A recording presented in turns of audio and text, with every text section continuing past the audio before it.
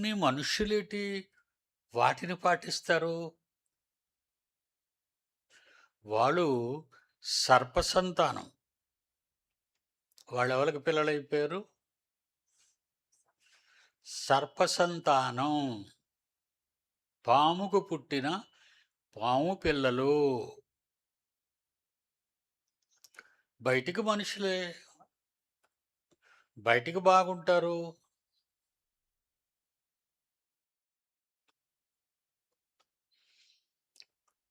పెళ్లి కాని మగపిల్లలున్న తల్లిదండ్రులు కానీ,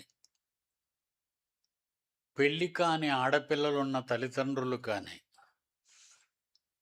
నేను చెబుతున్న ఈ మాటలన్నీ మీ పిల్లలకు పెళ్ళిళ్ళు అయినంత వరకు మీ జ్ఞాపకాల్లో పెట్టుకోండి. కులం కాదు. కులం కాదండి. మీ ఊరు కాదండి. ప్రాంతం కాదండి.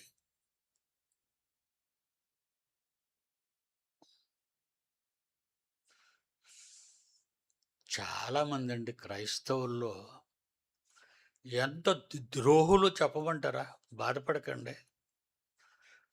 ఆళ్ళెంత ద్రోహులు అంటే, మాలవాడికి మాల పిల్లలే కావాలి. ఇంకొక పిల్లొద్దు. మా కులం పిల్ల. నీ కులం పిల్లకు తోకుంటదా?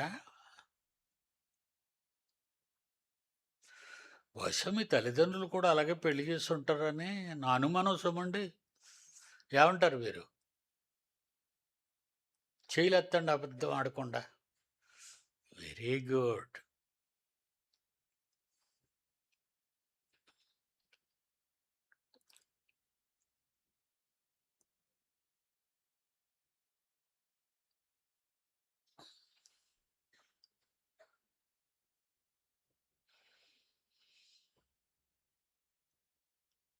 దేవుని ఇష్టాన్నేదో తెలుసుకోండి ముందు.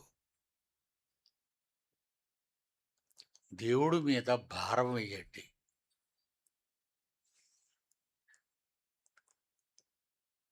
వయసు మీరి అనుభవం ఉన్న పెద్దలుంటారే, వాళ్ళని అడగండి. ఒకవేళ ఎవ్వరూ చెప్పకపోతే, వాళ్ళు బడికెళ్ళి ఆళ్ళ క్లాస్‌మేట్స్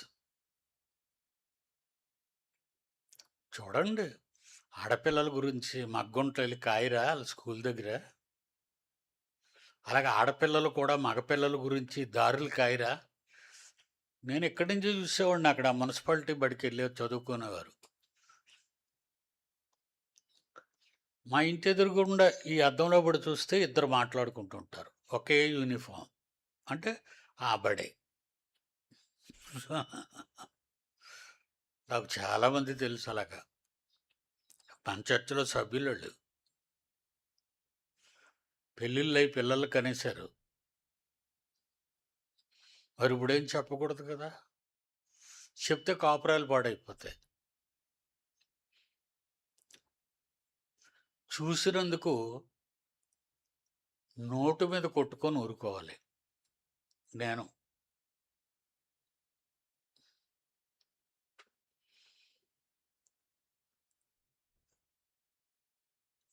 అందం మోసకరం, సౌందర్యం వ్యర్థం.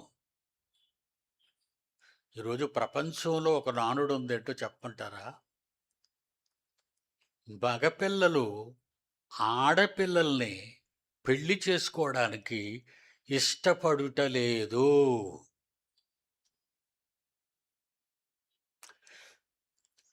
మన ఇండియాలో కాదు, ప్రపంచం.